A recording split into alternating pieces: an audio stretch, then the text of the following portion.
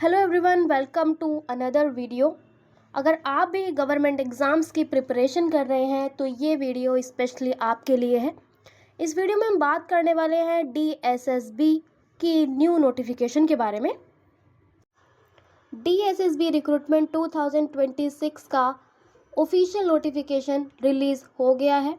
इस वीडियो में मैं आपको बताऊंगी कि इसकी टोटल वैकेंसी कितनी है, फॉर्म्स कब तक आप अप्लाई कर सकते हो, एलिजिबिलिटी, एग्ज़ाम पैटर्न और सिलेक्शन प्रोसेस कंप्लीट डिटेल। बात करते हैं सबसे पहले इसकी लास्ट डेट की। इसकी लास्ट डेट 25 मार्च को है।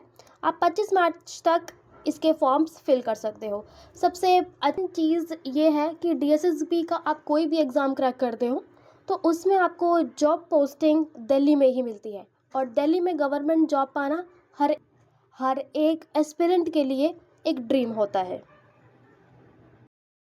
तो चलिए शुरू करते हैं। सबसे पहला पोस्ट कोड आता है 801/26। इसके अंदर 10 वैकेंसी है। देन उसके बाद बात करते हैं हम 802/26 पोस्ट कोड की। इसके अंदर असिस्टेंट जूनियर इंजीनियर की वैकेंसी है। अब बात करते हैं 802/26 पोस्ट कोड की, जो कि असिस्टेंट इंजीनियर की पोस्ट है, और 803/26 जूनियर इंजीनियर की पोस्ट है। 804/26 ASO असिस्टेंट सेक्शन ऑफिसर की पोस्ट है, और सबसे ज़्यादा पोस्ट ASO की ही है। अगर सिर्फ बात ASO की जाए तो ASO के अंदर टोटल 587 वैकेंसीज हैं। और जैसा कि नोटिफिकेशन में लिखा हुआ है कि सिर्फ और सिर्फ आप इसके लिए ऑनलाइन ही अप्लाई कर सकते हो।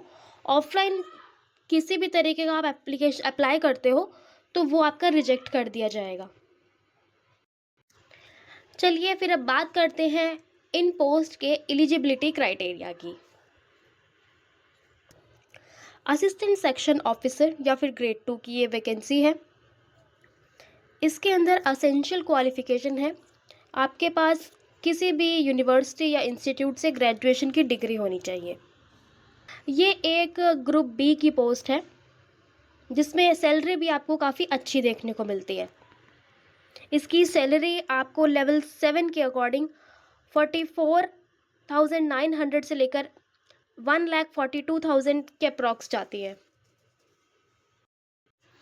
बात की जाए इसकी एज लिमिट की, तो एज लिमिट इसके अंदर 21 से लेकर 30 तक के जितने भी कैंडिडेट्स हैं वो अप्लाई कर सकते हैं। साथ ही साथ कुछ कैंडिडेट्स जो रिजर्व कैटेगरी से बिलोंग करते हैं, SC ST OBC, उन सभी को रिलैक्सेशन भी मिलता है।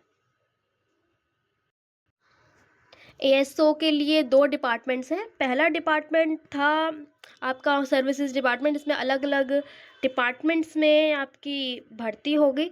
साथ ही साथ दूसरा डिपार्टमेंट है आपका Delhi urban shelter improvement board. इस डिपार्टमेंट के अंदर आपकी टोटल 8 वैकेंसी है, और सेम पिछले वाले की तरह भी इसमें भी सेम ग्रेजुएशन डिग्री मांगी हुई है। साथ ही लेवल 7 के अकॉर्डिंग आपकी सैलरी बनेगी। अब बात कर लेते हैं हम ASO के सिलेक्शन प्रोसेस के बारे में। तो इसका आपका टियर 1 एग्ज़ाम होगा, टियर 2 होगा।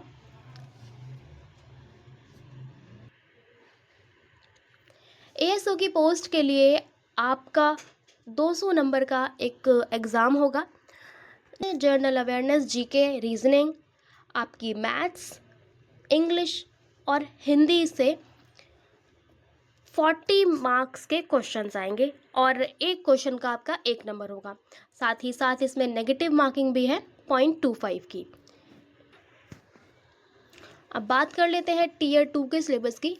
तो उसमें भी same GK, reasoning, maths, English और कंप्यूटर आएगी, जिसमें 40 क्वेश्चंस होंगे और 1 नंबर का 1 क्वेश्चन होगा। इसी टियर में आपका पार्ट 2 भी होगा, जिसका नाम है डिस्क्रिप्टिव। डिस्क्रिप्टिव का पेपर टोटल 100 मार्क्स का होगा, जिसमें ऐसे आपको लिखना पड़ेगा 50 नंबर का। साथ ही साथ आपको लेटर या फिर कोई एप्लीकेशन लिखने के लिए देंगे, जो कि 25 मार्क्स की होगी। साथ ही साथ आपको 25 मार्क्स की प्रिसाइज राइटिंग भी लिखनी पड़ेगी। नोट में स्पेशली मेंशन कर दिया गया है कि टीयर 1 सिर्फ और सिर्फ क्वालिफाई करने के लिए है। रेट बनेगी वो टीयर 2 के अकॉर्डिंग बनेगी। इस कैंडिडेट के डिस्क्रिप्टिव में जितने ज़्यादा नंबर आएंगे, उस कैंडिडेट के उस पोस्ट को पाने के उतने ज़्यादा चांसेस बढ़ जाएंगे। सेम इसी तरीके से नोटिफिकेशन में दिया गया है, चाहे टेक्निकल पोस्ट हो या दूसरी अदर पोस्ट, दोनों केसेस में सेक्शन बी में जो कैंडिडेट ज़्यादा मार्क्स लाएगा उसी को ही वो पोस्ट दी जाएगी। वीडियो कैसी लगी कमेंट बॉक्स में ज़रूर बताइएगा। साथ ही साथ इस नोटिफिकेशन के रिगार्डिंग कोई भी डाउट आता है तो आप कमेंट में पूछ सकते हैं। तो चलिए मिलते हैं आपसे एक और नई वीडियो में। Bye bye, take care.